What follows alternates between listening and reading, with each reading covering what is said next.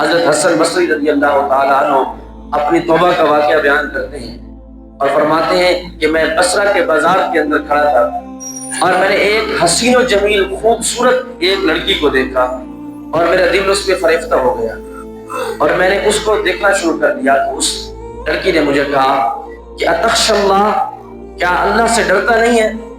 میں نے کہا کس سے ڈروں؟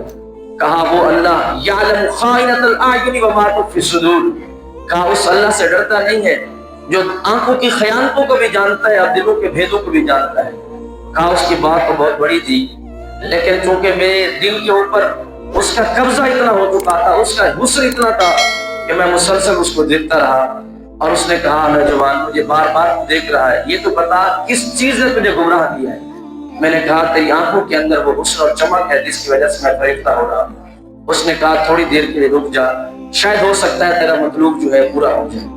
حضرت حسن بصری رحمۃ اللہ تعالیٰ علیہ فرماتے ہیں کہ تھوڑی دیر میں رکا تو کچھ عرصہ کے بعد، تھوڑے سے وقت کے بعد اس کی ایک لونڈی خادمہ آئی اور اس نے تھالی لی ہوئی تھی اور اس تھالی کے اوپر اس نے کپڑا ڈالا ہوا تھا اور وہ تھالی مجھے پکڑی۔ جب میں نے وہ تھالی پکڑی اور کپڑا ہٹایا تو میں کیا دیکھتا ہوں، اس کے اندر اس عورت کی دونوں آنکھیں موجود ہیں۔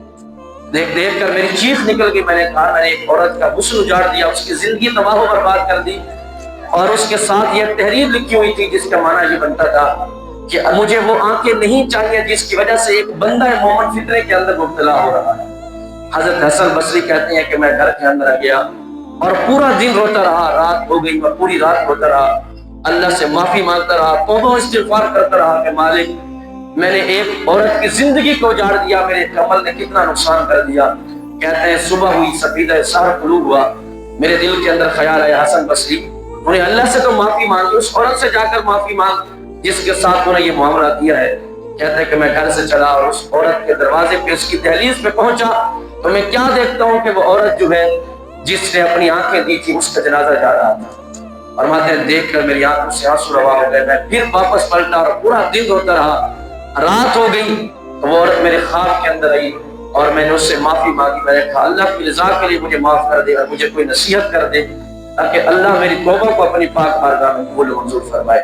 تو اس عورت نے مجھے نصیحت کی۔ حضرت حسن بصری فرماتے ہیں اس عورت نے کہا کہ جب اذا خلوت فاذکر اللہ واذا اصبحت وامسیت، فرمایا کہ جب تو خلوت کے اندر ہوا کر تو اس وقت اللہ کو یاد کیا کر، اور جب صبح اور شام ہو تو فاستغفر اللہ وتوب الیہ، تو اللہ کی بارگاہ میں صبح اور شام استغفار کیا کر اور توبہ کیا کر۔